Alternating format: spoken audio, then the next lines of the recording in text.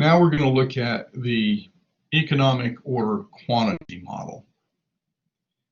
And again, you can see that's one of many that we'll talk about, but for this particular part, we're just talking about one model, an economic order quantity model.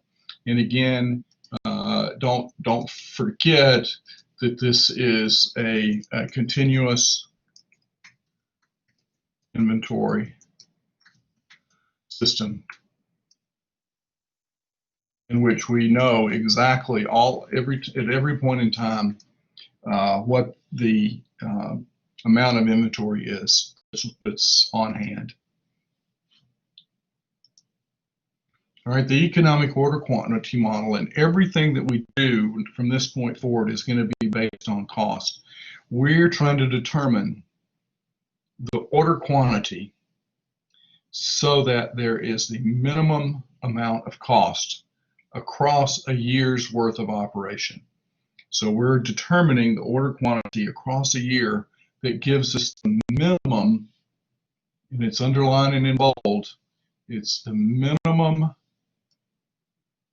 total annual inventory cost. And we're going to break this piece down. The total annual inventory cost is going to be broken down into its components. And it's we're going to have a trade-off, as it says there, between holding costs and ordering costs. And we've already talked about those costs. The ordering cost is a direct cost, and it's associated with the cost of placing an order.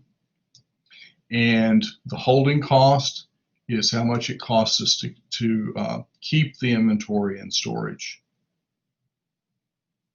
And like many of the other things, for example, our service processes, our queuing, there are some assumptions that we're going to need to use to be able to build this model. First of all, as they're listed here, demand is known and constant.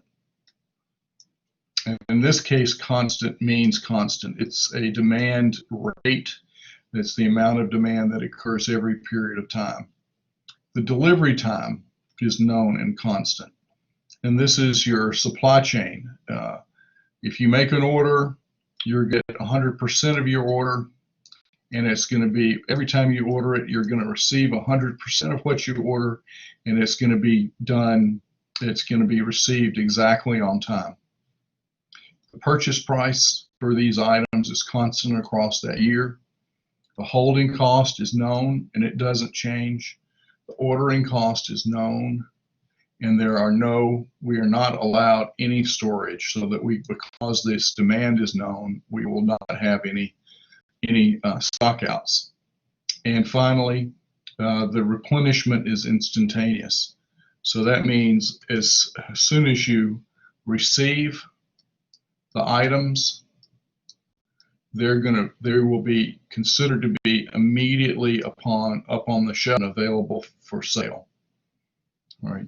So these are not very realistic, as you can imagine, but it helps us get a model that's built and manageable to see where some of the more complex models originate. Clearly, you will not know what the customer demand. That's not demand is hardly ever constant. Delivery time is known and constant. That's hardly ever the case.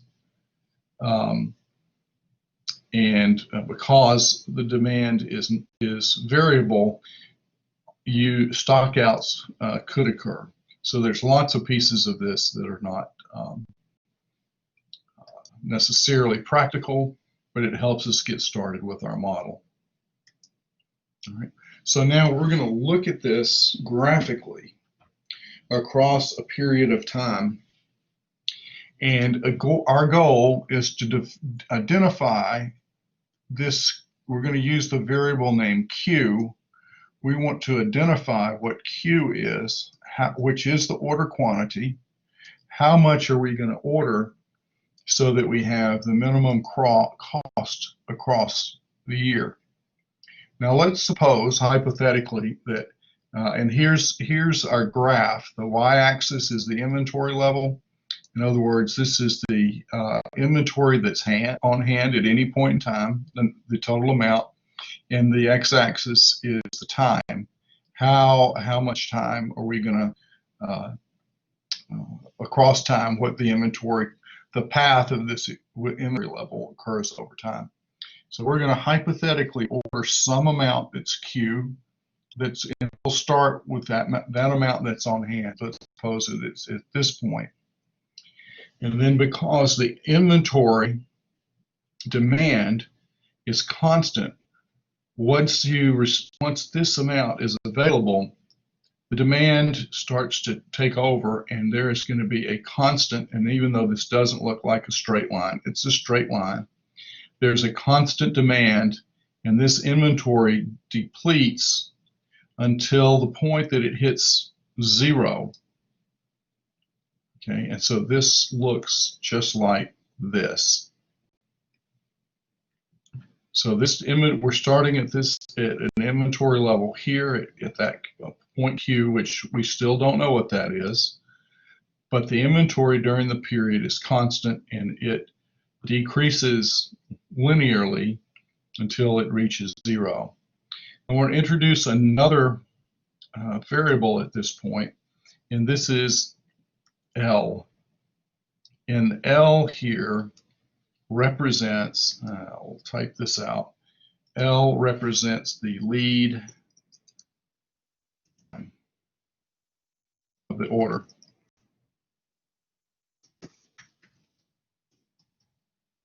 In other words, when we have to, if we place the order at this point in time, then it takes this long for that order to arrive. And during that period, this much demand is consumed until it hits the point of 0.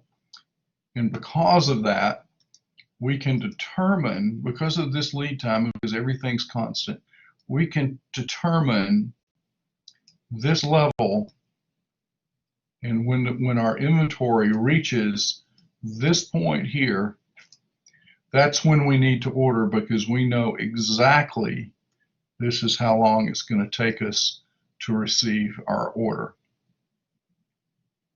So then you should ask yourself, all right, what happens when we receive the order? Do you remember the assumption? What's the assumption that applies here?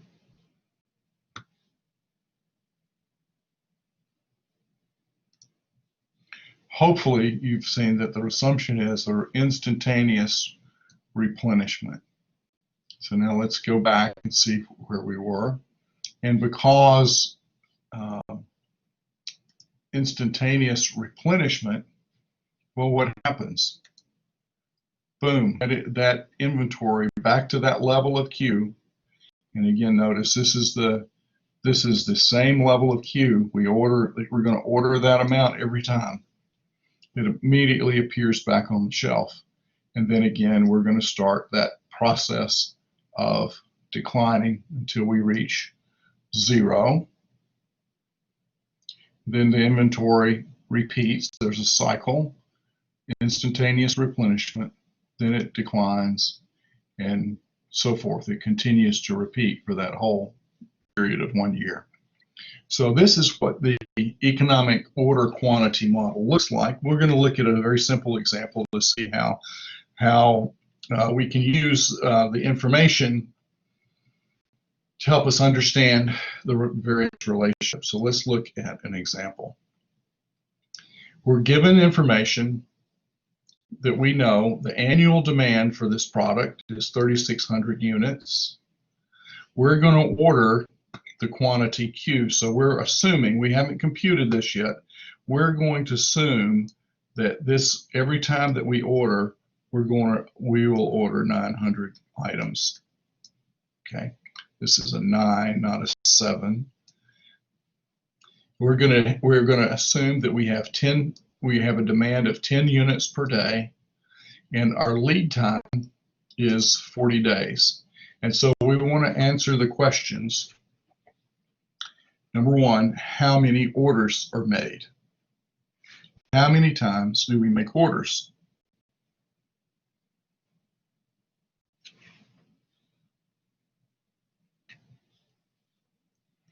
Let you think about that. You can look at this graphically,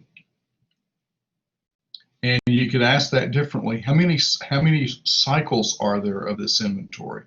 And you can see there's actually 1 cycle, 2 cycles, 3 cycles, and 4 cycles. So actually, and of course there was an order. In order to get this amount, there had to be an order. So there's an order that's placed. Actually, there's the lead time that's before that. There's an order placed here. That's 1. There's an order here, an order here, and an order here. So that's 4 times that there's orders.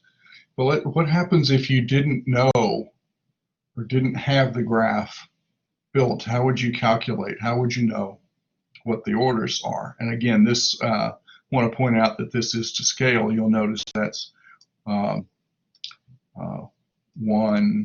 2, 3, 4, 5, 6, 7, 8, 900 units. All right, so how many orders are made? If you consider the relationship, the number of orders that are made is 3,600, because that's what we need for the year, divided by whatever we order each time, which is 900. And of course, you see, once you do the arithmetic, that's 4 orders. So we're making 4 orders. And so the answer to number 1,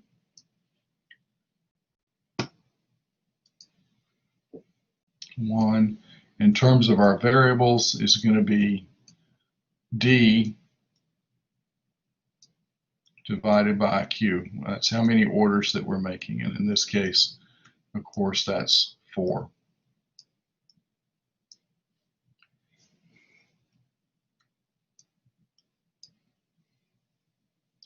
Now, the next question, I'm going to skip number 2 for a minute and go to number 3. What's the reorder point? Out here. Again, you can look at the graph. You can look at the graph and you can tell, actually, because it's to scale 1, 2, 3, 400. At this point, 400 is when we would make this order. But why is our 400? You'd want to ask yourself.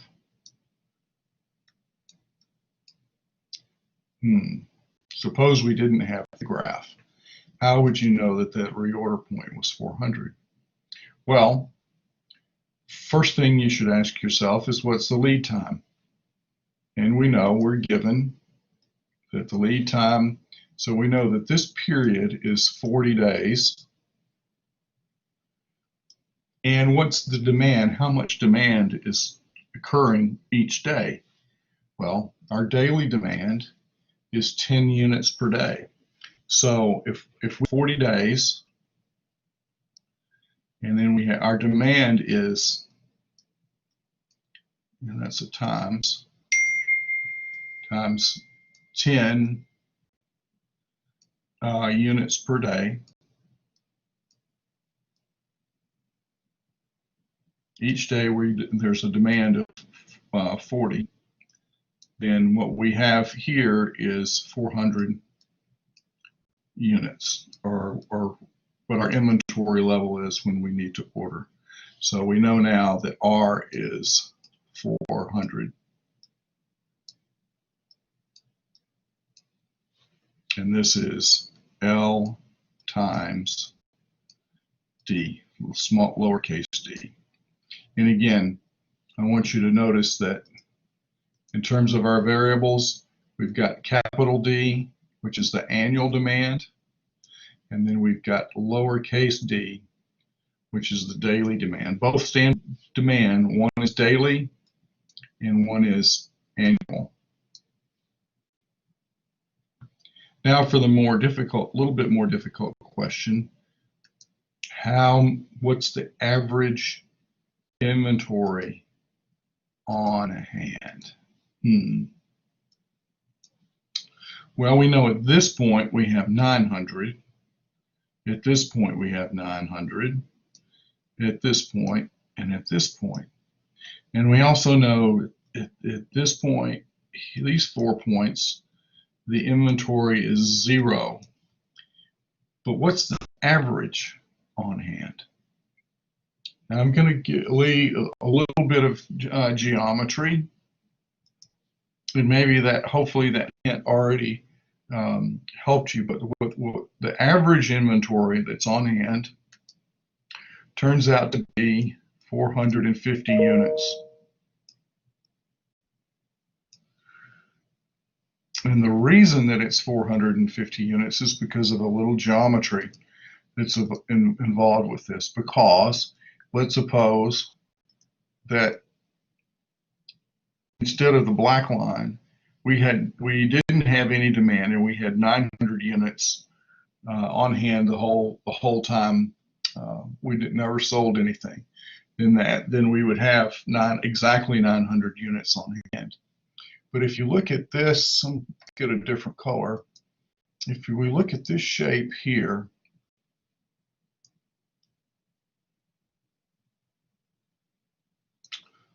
let me erase. If you look at this again, at this shape here, what shape is that? This is it's a rectangle. And what's the average amount on hand or I should say, let's just look at what's the amount of inventory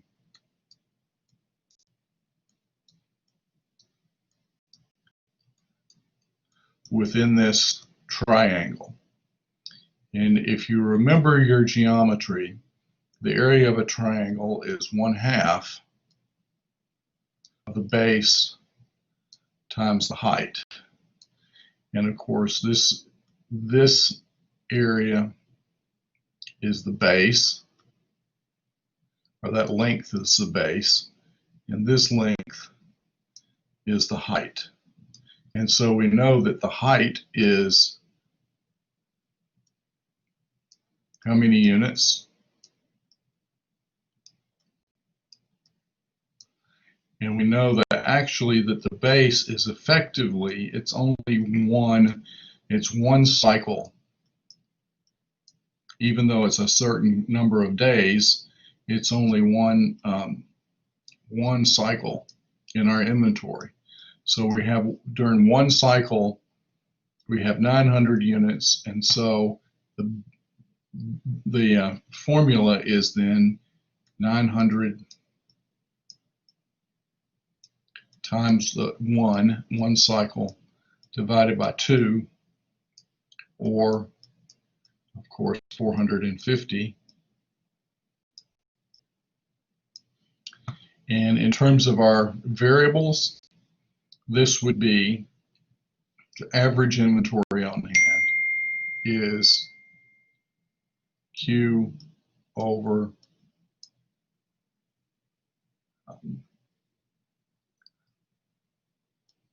2. Q over 2. All right, we're going to use this in just a minute. All right, so that's how some of the relationships in our EOQ model. And now we're going to look at how do we compute Q? Because we're going to use this model with our inputs, and what we want to know is what is this Q, in order so that our costs will be minimized. All right, you're going to be given some information, some input values.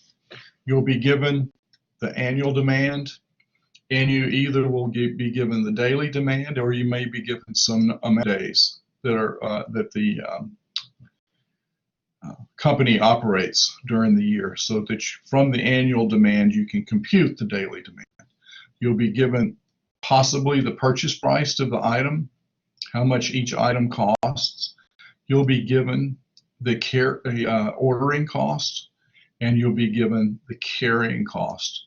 And we're going to use all of these input variables to determine and calculate the unknown quantity, which is this economic order quantity. Right? So now we're going to look at to do this, we need to be able to calculate the total annual inventory cost in terms of these variables. And so the first piece of this is the annual purchasing cost. And because of that, we know that we have this many D, capital D, items that we must purchase during the year, times P, which is the purchase price.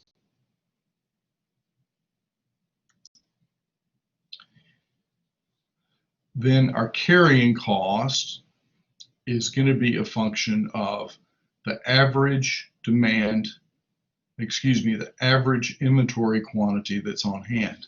So this amount, and if we remember the previous slide, what was our, because the carrying cost, certainly it's going to be a function of C sub C, all right? And if you remember, what was the average amount of inventory on hand? Well, it's Q divided by 2 times that carrying cost. And then the annual ordering cost, okay, again, it's going to be a function, as you might imagine, of the ordering cost.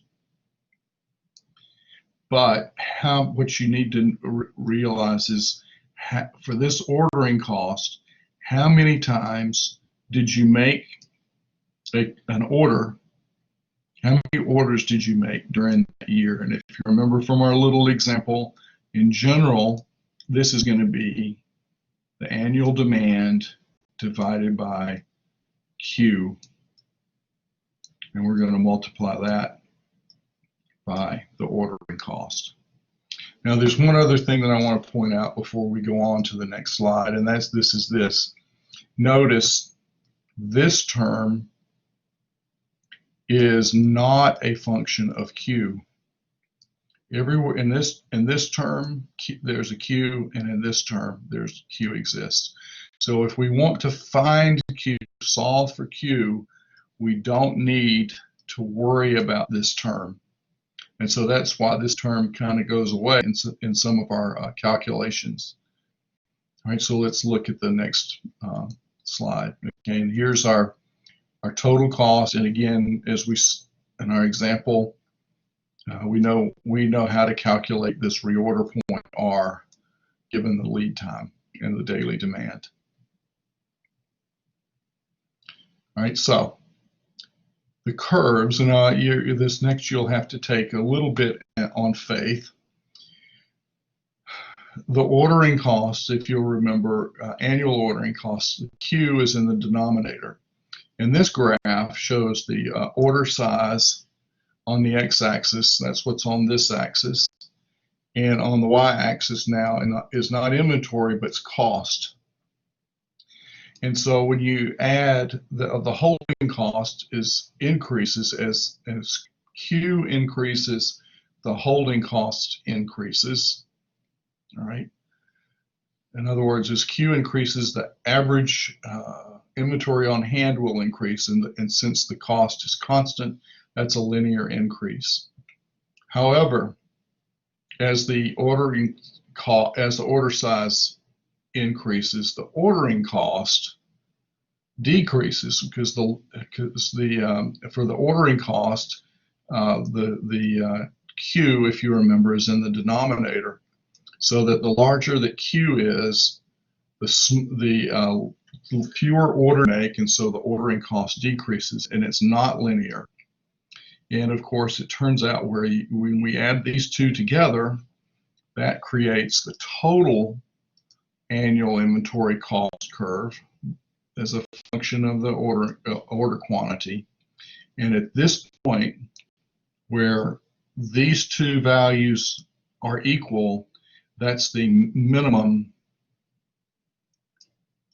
annual total cost. And we're going to use that to help us solve for Q star, which is our optimal order quantity. So here's a little algebra that we're going to do. Here's our total cost equation. And remember, we're not considering this because it doesn't have Q value in it. And we know now from, again, that at the point where this term and this term are equal, then that's the minimum, that produces the minimum total annual inventory cost. And so now to solve for Q, we're going to set these terms equal. Remember, we just move this down here, move this over here, and we're going to solve, do a little algebra. We're going to cross multiply by Q. So over here, this becomes Q squared. We're going to divide by each term by the carrying cost, and this goes in the denominator. We're going to apply by 2. This goes in the numerator. And so we're left with the equation Q squared equals this term. And so by solving for Q, we find that that Q star, the optimal order quantity, is the square root of 2 times the annual demand times the ordering cost divided by the carrying cost, the square root of that term. Okay, so that's how we derive this. In the next video, we're going to show an example of how this looks and what it sounds like to solve this type of problem.